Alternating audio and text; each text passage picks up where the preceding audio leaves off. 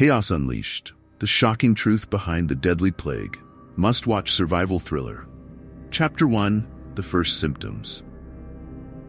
The morning sun bathed the sleepy town of Ashford in a golden glow, casting long shadows over the rows of modest homes and the winding streets that seemed frozen in time. People went about their day in the usual fashion. Shop owners swept their doorways, children laughed as they chased each other near the park, and the gentle hum of small-town life buzzed in the background. To anyone looking in from the outside, Ashford appeared idyllic, a place untouched by the rush of the outside world. But that tranquility was about to be shattered. At the center of town stood the Ashford Community Clinic, a modest building that had seen its share of small emergencies and minor ailments over the years. It was the kind of place where the most exciting day involved a child's broken arm from falling off a bike or an elderly resident coming in with chest pain that turned out to be nothing more than indigestion. Dr. David Reese, the town's young but seasoned physician, had worked here for years and knew nearly every patient by name. He enjoyed the predictability of his job, the routine. He never expected that to change. David had just finished his second cup of coffee when a knock came on the clinic's door. Looking up, he saw Harold Winters, a middle-aged mechanic who'd lived in Ashford his whole life. Harold wasn't someone who came to the clinic often. Tough as nails, he usually brushed off any minor sickness or injury with a shrug. But today, Harold looked off. Sweat drenched his clothes, even though the day wasn't particularly hot, and his usually ruddy complexion had taken on an unsettling grayish hue. His eyes darted nervously around the waiting room, as if trying to focus, but failing. "Doc, I'm not feeling right," Harold muttered, his voice rough as if he'd swallowed gravel. David motioned for him to sit down and began his usual line of questioning. But Harold's responses were disjointed, barely making sense. He complained of a fever, headaches, and a pain that radiated through his body. But what concerned David most was the rash. Red, angry splotches crawled across Harold's arms and neck, raw and irritated, as if they had just appeared out of nowhere. As David examined Harold, he couldn't quite put his finger on what this could be. He'd seen countless cases of the flu, seasonal allergies, even strange viral infections that made their rounds, but this felt different. He reached for his thermometer and pressed it to Harold's forehead. The digital reading blinked. 104 degrees. Alarmingly high. "You've got quite the fever, Harold. How long have you been feeling like this?" David asked, hoping to piece together a timeline. Harold scratched at his arms, his nails digging into the flesh. "Started feeling a bit off 2 days ago. Just thought it was a bug, but this ain't no bug, Doc." His voice trembled, and his eyes had the look of a man on the verge of panic. David frowned, his mind racing. 2 days? The symptoms seemed to have progressed rapidly, too rapidly for something as simple as the flu. "Have you been in contact with anyone else who's sick?" David inquired, wondering if there might be a pattern. Harold shook his head, wincing as he rubbed at the skin lesions. "Not that I know of, but what?" David pressed gently. "There's a few others, at work. They're feeling kind of the same. Not as bad as me, but..." Harold's voice trailed off.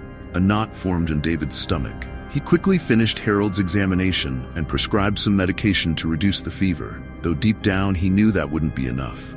"Stay home, rest, and don't come into contact with anyone for a while. I'm going to look into this, all right?" Harold nodded, though he looked less convinced than David himself. As Harold shuffled out of the clinic, David's mind raced. Something was wrong. Very wrong. Later that day, 2 more patients showed up with symptoms eerily similar to Harold's. Both had the same rash, the same fever, the same glazed-over eyes that spoke of disorientation and confusion. One of them was Sheila, a local baker, and the other, Peter, a teenager from the high school. They had no direct contact with Harold, yet they were exhibiting the same disturbing signs. By the end of the day, David had seen 5 new patients, all with varying degrees of illness. Some were in the early stages, a mild fever, a slight headache. Others, like Harold, were further along, battling the full force of this unknown sickness. David tried to maintain his composure, but the sheer number of cases beginning to pop up was staggering. What was this? And how was it spreading so fast? As dusk settled over Ashford, David sat in his office, sifting through medical journals, trying to find anything that could explain what he was seeing. But there were no clear answers. The symptoms didn't match any known virus he could recall. No outbreaks had been reported nearby, no unusual occurrences. It was as if this illness had come from nowhere. The next morning, the line outside the clinic was impossible to ignore. A dozen people, all pale and clammy, stood waiting for the doors to open. Word had spread about the new illness, and now fear was beginning to seep into the town like an invisible fog. David's pulse quickened as he opened the door, allowing the sea of worried faces to flood inside. Panic was beginning to take root in Ashford, and David had no answers to offer. By noon, the clinic was overwhelmed. More patients poured in, coughing, wheezing, some collapsing from exhaustion as they entered. David and his small team of nurses worked tirelessly, but the flow of sick townsfolk was relentless. It was like watching a wave build, slow at first, then crashing all at once, unstoppable. As the day wore on, the true gravity of the situation sank in. David found himself at a breaking point, staring at the rows of patients lining the clinic's narrow hallway. He'd faced illnesses before. There was a sense of control, a procedure to follow, but this was different. There was no order to this madness. Each new case brought more questions, more uncertainty. The town was falling into a state of quiet panic. The disease was spreading, and no one knew what it was or how to stop it. Outside the clinic, the streets that once bustled with life now stood eerily silent. Doors were shut, curtains drawn, as families huddled together inside, praying the sickness wouldn't come knocking. Ashford had never felt so alone. The isolation was palpable. And as night crept in, an unsettling truth began to take shape. This was just the beginning. Chapter 2: Panic and Quarantine. The streets of Ashford, once filled with familiar faces exchanging warm greetings, were now a battlefield of suspicion. A heavy silence hung over the town as fear gnawed at every corner. Houses stood like fortresses, their windows dark, their doors bolted shut. Inside, families whispered prayers, afraid even the sound of their voices might bring the sickness closer. The sense of community that once defined Ashford had crumbled in mere days. By the third day, the scale of the outbreak had grown beyond anything Dr. David Reese could manage. Patients overflowed the clinic, spilling into the waiting area and soon onto the streets. Desperate and feverish, they clung to their loved ones, pleading for relief that David couldn't give. Every attempt he made to treat the symptoms failed. The fever raged on, and the strange skin lesions spread like wildfire. Some townsfolk had begun to lose their grip on reality, their fevered minds spinning into delirium.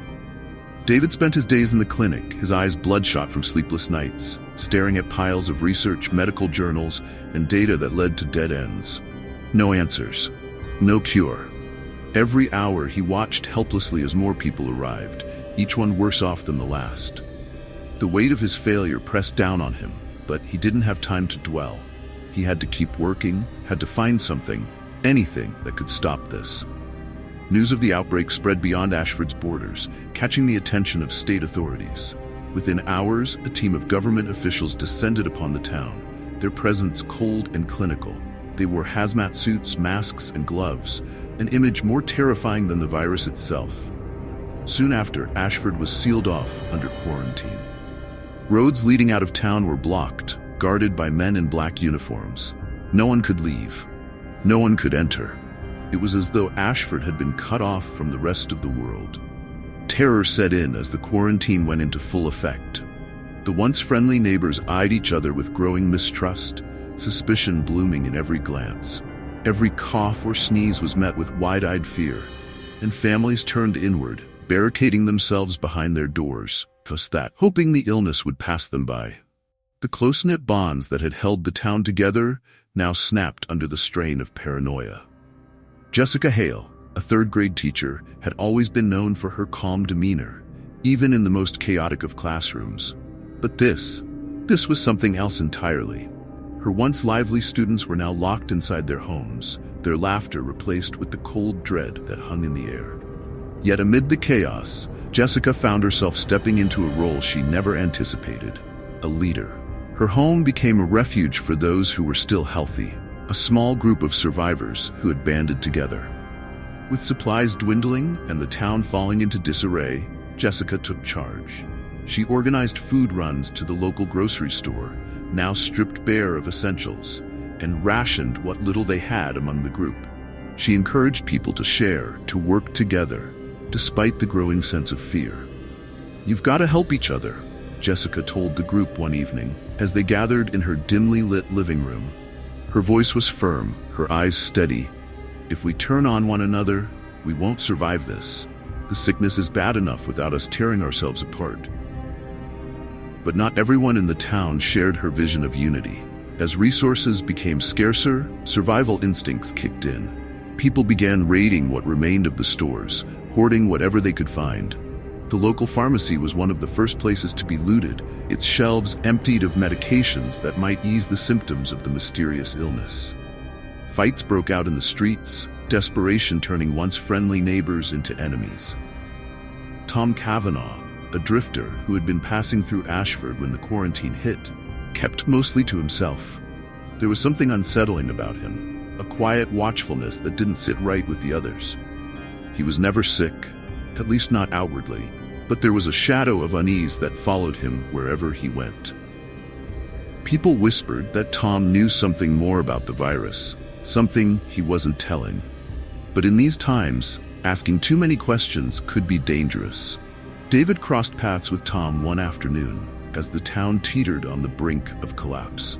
He was running back to the clinic, hoping to check on the latest wave of patients, when he saw Tom standing at the edge of the street, watching. David slowed his pace and approached him, the air thick with tension. "You're not sick," David observed, more as a question than a statement.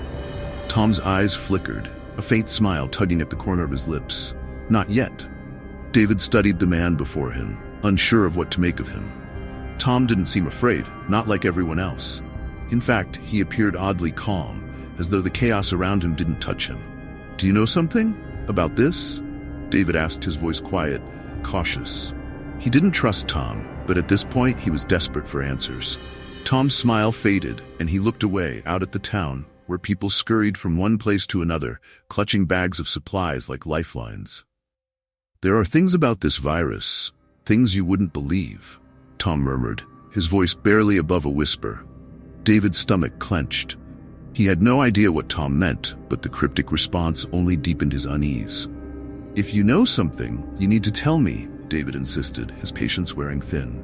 "People are dying. This town is falling apart." Tom's gaze drifted back to David, and for a moment there was something in his eyes. Fear, perhaps, or something darker.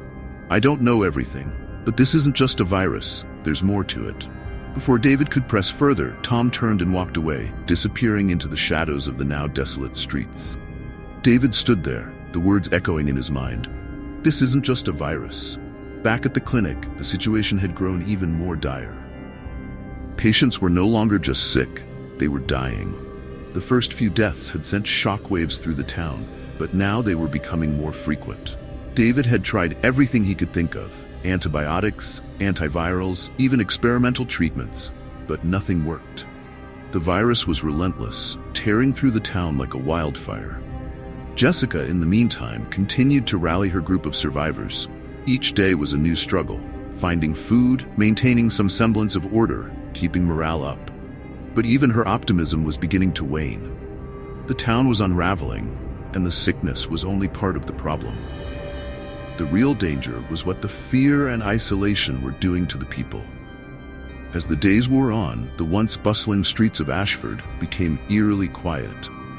The only sounds were the distant cries of the sick and the occasional outburst of violence as people fought over what little remained. The quarantine had turned the town into a pressure cooker, and it was only a matter of time before it exploded. David, now drowning in despair, struggled with the knowledge that time was running out. He worked through the nights, barely pausing to eat or sleep, consumed by the need to find a cure. But with each passing day, hope slipped further from his grasp. And through it all, Tom watched, silent, waiting. Chapter 3. The Rise of Roger. As the sickness continued its grim march through Ashford, the town's descent into chaos accelerated. Amid the growing anarchy, one man seized the opportunity to assert control: Roger Malcolm. Roger was no stranger to the shadows, always lurking on the periphery of the town's affairs. a figure who seemed to know everyone's dirty little secrets. He had kept a low profile before, but now, with the social fabric of Ashford torn apart, he emerged with startling force. Roger wasn't the kind of man who inspired trust, but in times like these, trust was a luxury most couldn't afford. What Roger offered wasn't hope or compassion, but something more primal, survival. And the town, gripped by desperation, was willing to pay any price for it. His rise to power began subtly. At first, Roger had positioned himself as a voice of reason in the growing hysteria. He had a talent for calming fears while stoking them at the same time.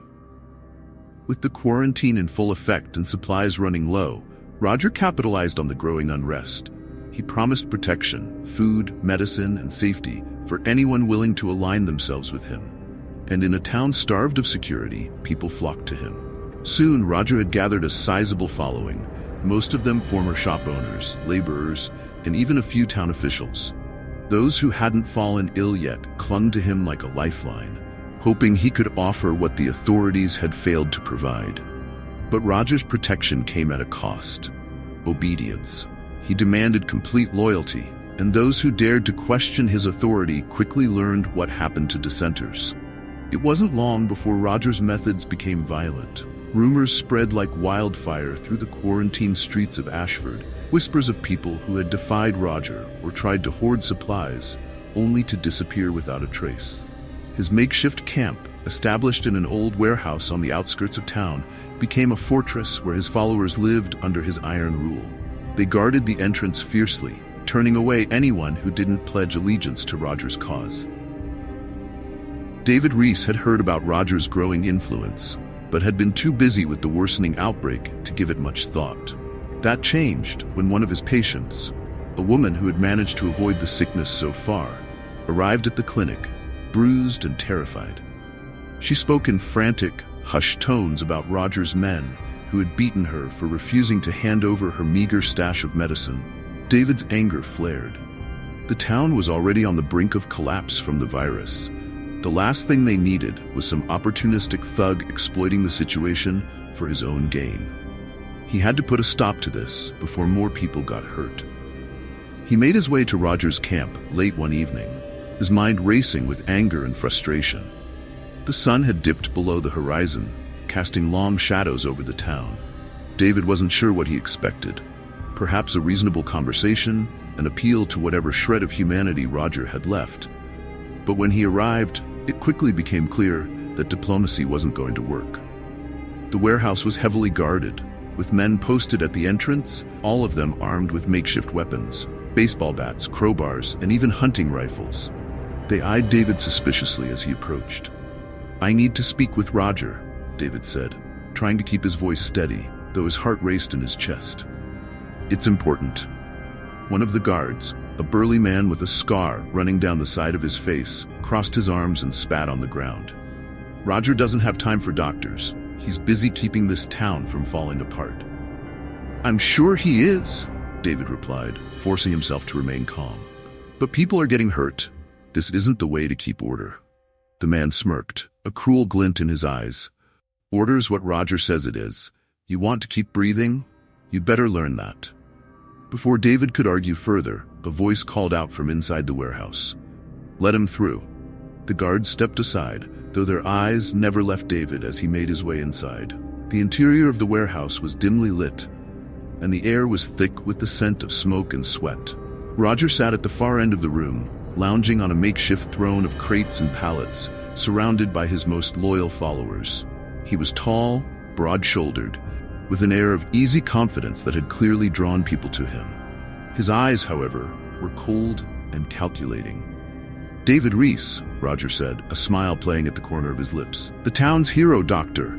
What brings you to my humble abode?" David stepped forward, trying to suppress the surge of anger that bubbled within him. "You need to stop this, Roger. People are terrified, and instead of helping, you're making things worse." Roger raised an eyebrow. "Worse? I'm the only thing standing between this town and complete anarchy. If it weren't for me, Ashford would have torn itself apart by now." "That's not true," David shot back. "You're preying on people's fear, using violence to get what you want. This town is on the edge, and you're pushing it further." Roger chuckled, a low, rumbling sound that echoed through the room. Fear is a powerful thing, David.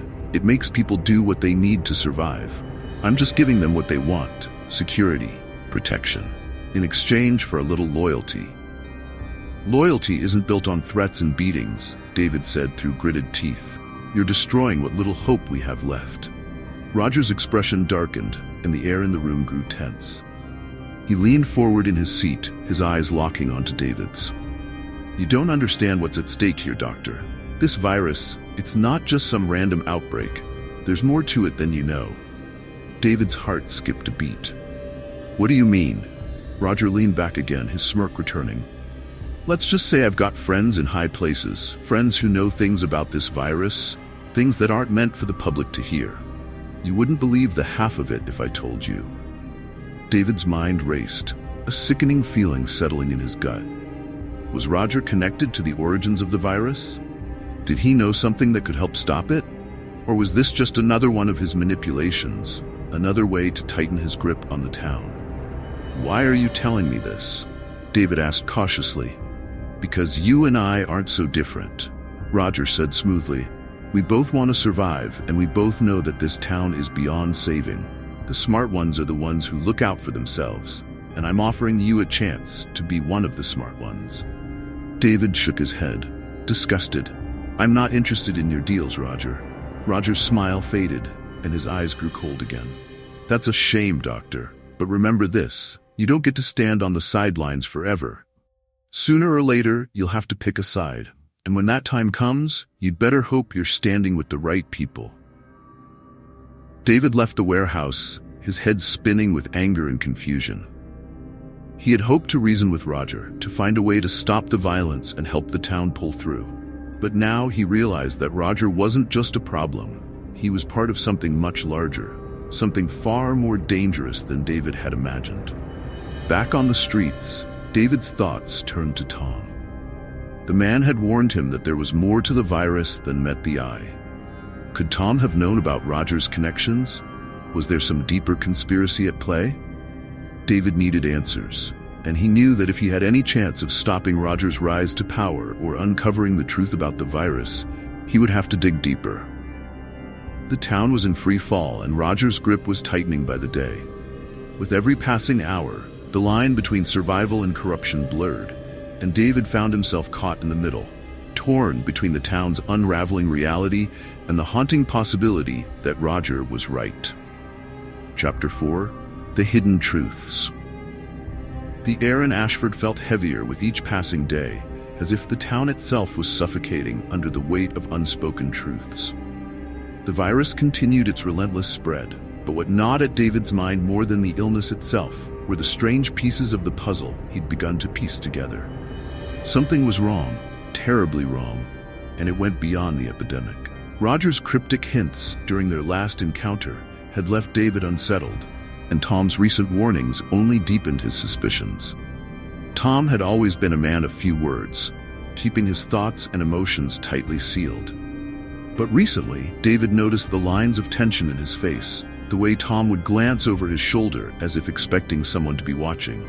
The once quiet and enigmatic figure had started dropping hints that there was more to the virus than just nature taking a cruel turn.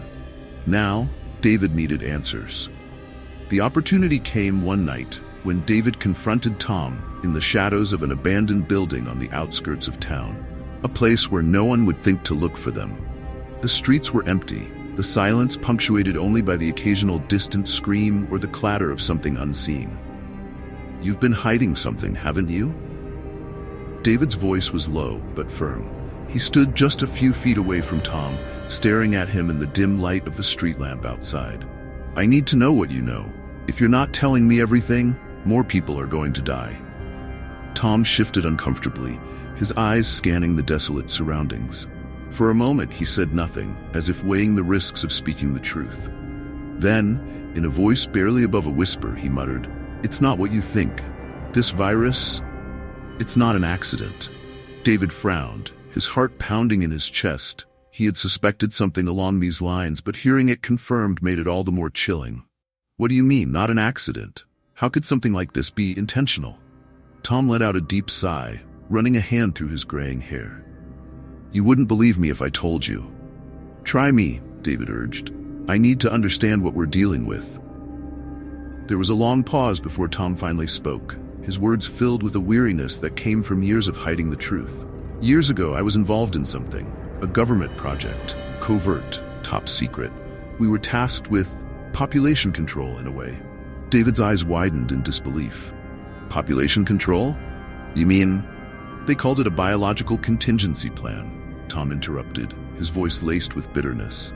"A virus, a bioweapon designed to control population growth if things ever got too out of hand. It was supposed to be contained, never meant to be released, but something went wrong." David's stomach churned. He felt as though the ground had shifted beneath his feet. This was far worse than he had imagined. "So this whole thing, it's not some natural outbreak? It was create?" Tom nodded grimly. "The virus was engineered, not to kill outright, but to weaken, to disrupt, to sow fear. The idea was that if population growth got too uncontrollable, they could release a virus that would slow things down without drawing too much attention. But it was never supposed to be this. It was never supposed to get out." David's mind raced, trying to process the implications of what Tom was saying.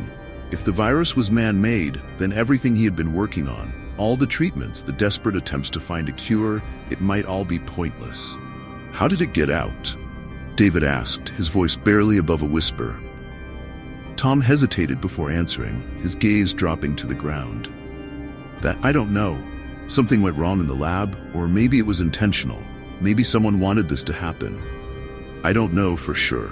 But what I do know is that the government has been scrambling to cover it up ever since." David felt a wave of nausea wash over him.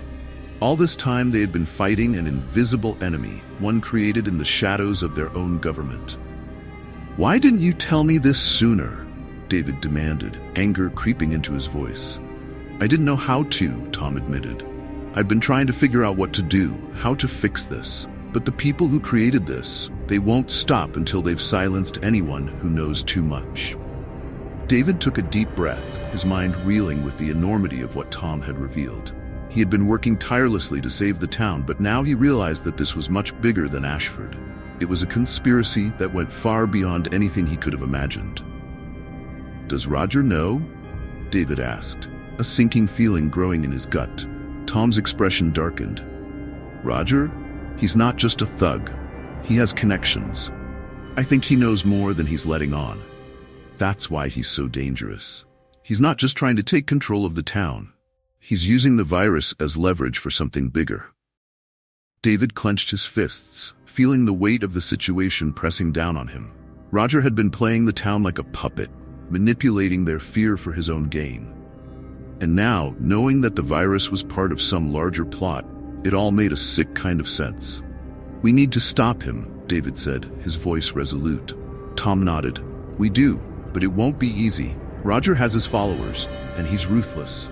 If he finds out that we're onto him—" "He won't," David interrupted. "Not yet.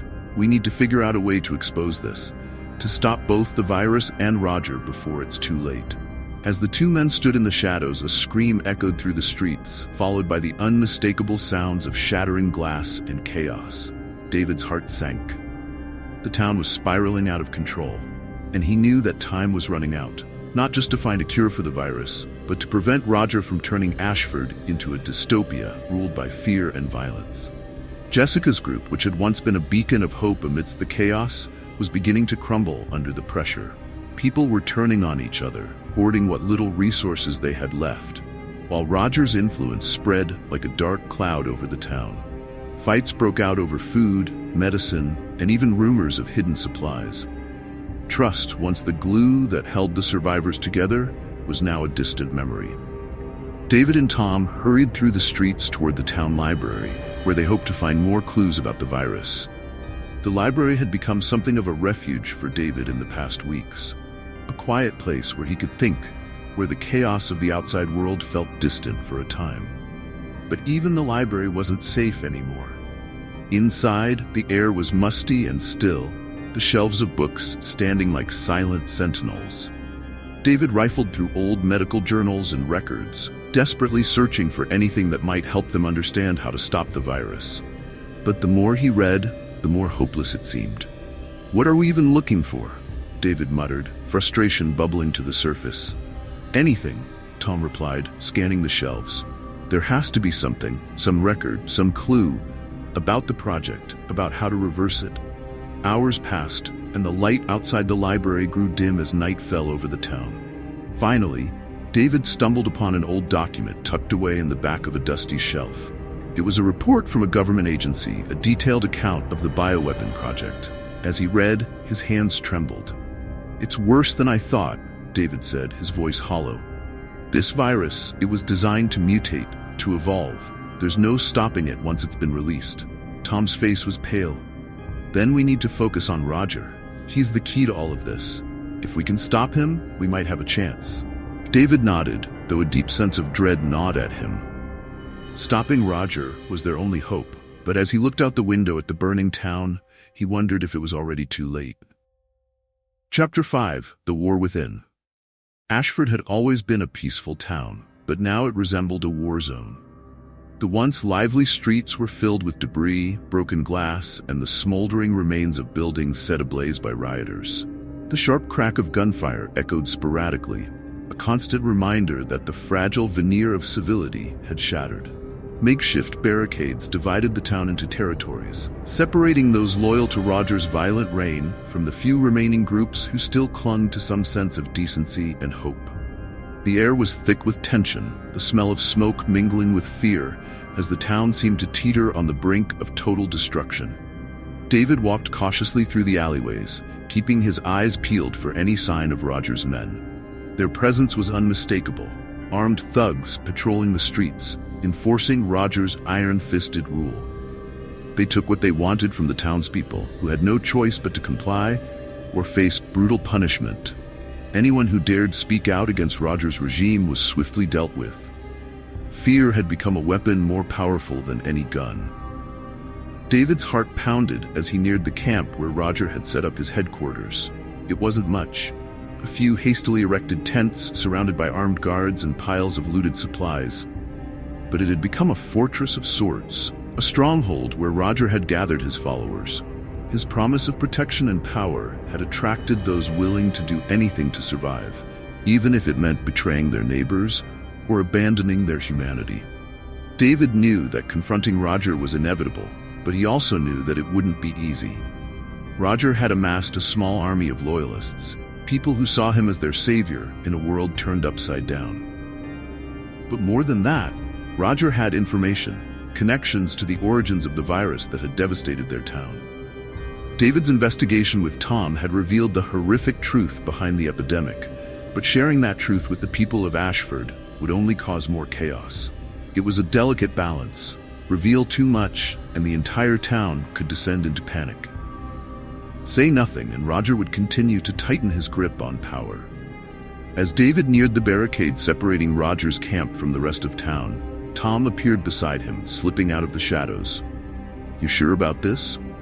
Tom asked, his voice low. He had always been cautious, and the look in his eyes told David that he was ready for whatever might come.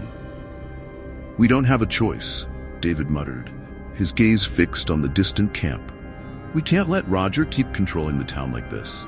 If he's got more information about the virus, we need to know. But we can't expose him without risking everything." Tom nodded in grim agreement. Roger's not going to give up easily, and if he knows we're coming for him, he'll stop at nothing to protect himself. As the two men crept closer to Roger's camp, the weight of the moral dilemma weighed heavily on David's mind. Was it right to use the truth about the virus as leverage against Roger, knowing full well that the revelation could lead to widespread panic? He had seen firsthand how fear could tear apart communities, how even the most well-meaning people could turn on each other when survival was on the line. And then there was Jessica. David's heart sank at the thought of her. She had been a beacon of hope, someone who had believed that unity and compassion could see them through the darkest of times. But even she had begun to falter. The strain of leading her group in such an unforgiving environment had taken its toll. People had become desperate, selfish, and some had even betrayed her trust. David feared that Jessica, once the town's strongest pillar, was beginning to crumble under the pressure. "David, look," Tom whispered, pointing toward a cluster of figures near the entrance to Roger's camp. "It's him." Roger stood at the center of his loyalists, tall and imposing, his charisma radiating like a dark flame. Even from a distance, it was clear that he commanded their absolute loyalty. He raised his hand, and the crowd quieted instantly, hanging on his every word. David couldn't hear what Roger was saying, but he could see the way his followers' expressions hardened, the way their hands clenched around their weapons. They were preparing for something big. "We need to stop this before it gets worse," David said, his voice urgent. "If Roger's planning something, we can't let him go through with it." Tom nodded, his eyes narrowing. "We'll need to get close, find out what he's up to." They waited until nightfall, when the camp's guards were less vigilant, and then crept silently toward the perimeter. Roger's men were stationed around the camp, but their patrols were sporadic, and David and Tom were able to slip past the first barricade without being detected. Inside the camp, they moved carefully between tents, avoiding the flickering firelight that illuminated the faces of Roger's soldiers. As they drew closer to Roger's main tent, David could hear snippets of conversation. Angry, heated discussions about supplies, territory, and those who still refused to pledge loyalty to Roger's cause. One voice in particular stood out above the rest, dripping with venomous authority. "Anyone who stands against me is an enemy of this town," Roger declared, his voice booming from inside the tent. "I've given them every chance to join us. If they don't want to survive, then they've chosen their fate." David exchanged a glance with Tom. This was it. They had to confront Roger now, before he could carry out whatever he had planned. Without a word, David slipped around the side of the tent, lifting the heavy canvas flap just enough to peer inside. Roger stood at a makeshift table, surrounded by his inner circle. Maps of the town were spread out before him, marking key locations, resources, barricades, strongholds. It was clear that Roger was planning a full-scale takeover of the town. But what sent a chill down David's spine was what lay beside the maps. A small vial, filled with a dark liquid. The virus. "We need to stop him now," David whispered to Tom, his pulse racing. "If he unleashes more of that, the town won't stand a chance." Tom nodded grimly. "Let's end this." They moved swiftly, bursting into the tent before Roger had a chance to react. The room fell silent as Roger's eyes locked onto David, surprise flashing across his face before it was replaced by a cold, calculating smile. "Well, well," Roger said, his voice dripping with mockery. "The town's noble doctor come to join the winning side, have we?" "Stop this, Roger," David demanded, his voice steady despite the adrenaline coursing through him. "You don't need to do this. The town's already on the edge. If you push it any further, there won't be anything left to rule." Roger's smile twisted into a sneer. "You think I care about ruling ashes, David? This is about survival, my survival, and I'll do whatever it takes to make sure I'm the one who comes out on top." David's jaw clenched.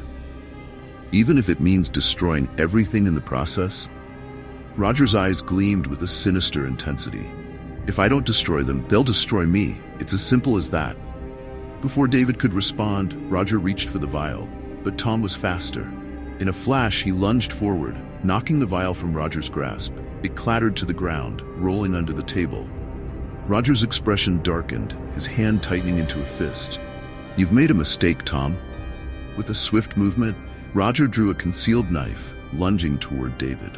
Tom reacted instantly, tackling Roger to the ground.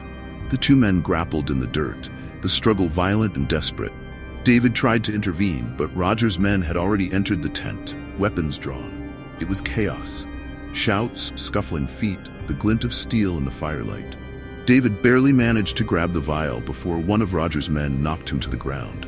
As he fought to get back up, he saw Tom, bloodied and battered, but still holding his own against Roger. The fight seemed to stretch on forever, but in the end, it was Tom who stood victorious, though barely. Roger lay on the ground, unconscious, but still breathing.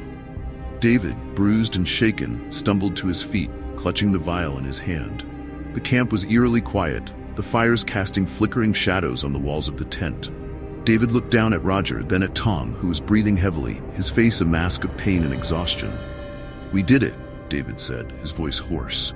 But even as the words left his mouth, he couldn't shake the feeling that this war was far from over. Chapter 6: The Final Plague. Ashford was no longer recognizable. The town that had once been a close-knit community now lay in ruins, engulfed in chaos and despair. Streets once filled with children playing and neighbors chatting had turned into battlegrounds, littered with the debris of a society on the brink of collapse. Smoke rose from buildings reduced to rubble, and the distant wail of sirens no longer brought comfort, only dread. David stood at the town's edge, staring at the horizon. The sun was beginning to set, casting an eerie, blood-red glow over the desolate landscape. The air felt heavy, not just with the stench of decay, but with the suffocating knowledge that something far worse was coming. The virus, the bioweapon that had ripped apart their world, was mutating. Even with everything they had uncovered, they hadn't anticipated this. It was changing, growing more lethal with each passing hour. Inside a makeshift bunker at the outskirts of town, David and Jessica huddled together with what remained of the resistance. The group was small, too small to make a real difference, or so it felt. But they had one last chance, one final act of defiance left before Ashford completely crumbled. The truth had to be told, not just to the survivors, but to the world beyond.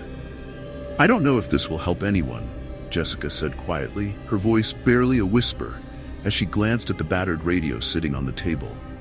Her once bright eyes were now dull with exhaustion and loss. David sighed, his hand running through his disheveled hair. "They deserve to know, Jess. Even if it doesn't save Ashford, we need to expose the people responsible for this." His fingers trembled slightly as he adjusted the frequency on the radio. Static crackled through the speakers, a constant reminder of how cut off they were from the outside world. David had rigged the radio to broadcast on all available channels, hoping, praying, that someone out there would hear them. The power flickered, dimming the room briefly, but the machine held on. He took a deep breath, then began speaking. "This is Dr. David Carlson, and if you're hearing this, then you need to know the truth. What happened in Ashford isn't an accident. It wasn't a random outbreak. The virus that has devastated our town, your homes, was created deliberately. A bioweapon, designed to control populations. We were all just pawns in a much bigger game." His voice wavered for a moment, the weight of the words almost too much to bear. The virus was never supposed to be released, but something went wrong.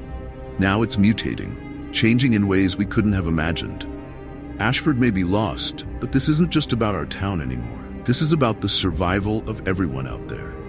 You need to know that the people responsible for this are still out there, still hiding behind lies and cover-ups. He paused, glancing at Jessica, who nodded for him to continue. "If anyone can hear this, protect yourselves. We've seen what happens when the virus takes hold, and it's getting worse. The government knew what they were doing, and they've let this spread beyond Ashford. It's out there now." The gravity of what he was saying hit hard, the silence in the room thick with tension. David shut off the radio, his hands shaking.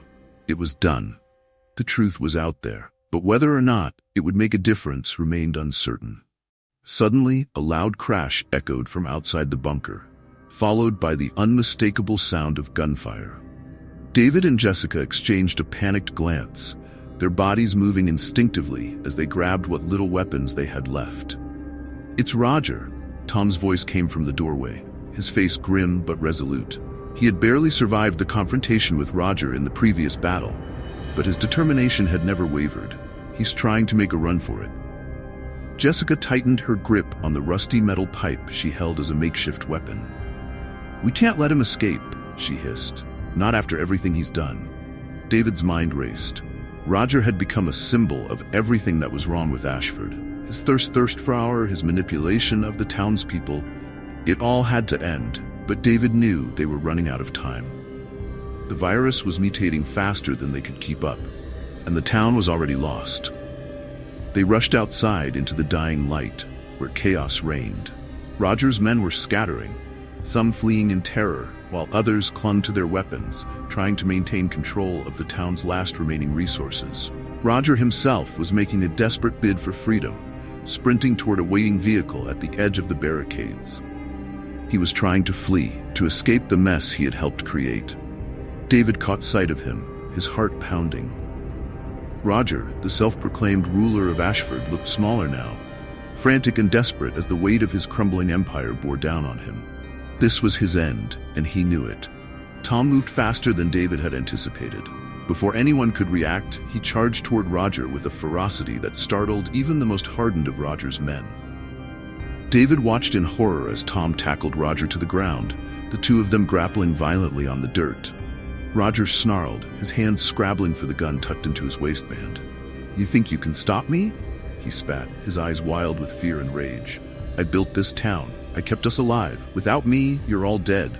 Tom's face twisted with pain, but his voice remained steady. "You didn't save anyone, Roger. You destroyed us." In a split second, Roger's hand closed around the gun. Time seemed to slow as David watched him pull the trigger, the shot echoing through the empty streets. For a moment, everything went still. Tom staggered backward, blood blossoming across his chest. David's heart stopped. "No," he shouted, rushing toward Tom. But before he could reach him, Tom, with his last ounce of strength, lunged forward, tackling Roger to the ground once more. This time, there was no hesitation. With one final push, Tom drove a knife into Roger's side, silencing him forever. Roger gasped, his eyes wide with shock as he slumped to the ground, lifeless. Tom collapsed beside him, his breaths coming in shallow, ragged gasps. David knelt beside him, cradling his head, the sting of tears burning his eyes. You have to stop it," Tom whispered, his voice barely audible. "The virus? It's out there, beyond Ashford." David nodded, unable to speak, his throat tight with emotion. He knew what Tom was saying was true. Even if Ashford was lost, the battle wasn't over. The virus had already spread, and the world was in danger. Tom's eyes fluttered closed, and with one last shuddering breath, he was gone. David's heart shattered as he looked down at his fallen friend. Tom had sacrificed everything to save them, but it wasn't enough. The virus was beyond their control now. Jessica appeared at David's side, her face pale and drawn. "It's over," she whispered, her voice filled with a mix of relief and sorrow. "Roger's dead." David shook his head. "No, Jess, it's not over. This is just the beginning." In the distance, the low hum of helicopters filled the air. David and Jessica looked up to see several military helicopters circling above the town, their searchlights scanning the ruined streets below. Reinforcements had finally arrived, but David knew they weren't here to save anyone. They were here to contain the outbreak, to ensure that Ashford remained isolated, quarantined, a sacrifice to stop the virus from spreading further. David stood, his body aching with fatigue and grief, but his resolve stronger than ever. He glanced at Jessica, who stared back at him with the same determination in her eyes. "We have to leave," David said quietly. "We need to warn them. Ashford's lost, but we can still stop this from spreading further." Jessica nodded, wiping the tears from her face. Together they turned away from the ruined town and began walking, leaving behind the wreckage of Ashford and the people they had once known. The future was uncertain, and the threat of the virus loomed larger than ever. But as they walked toward whatever fate awaited them, one thing was clear. This was no longer just about survival. It was about saving what little was left of humanity.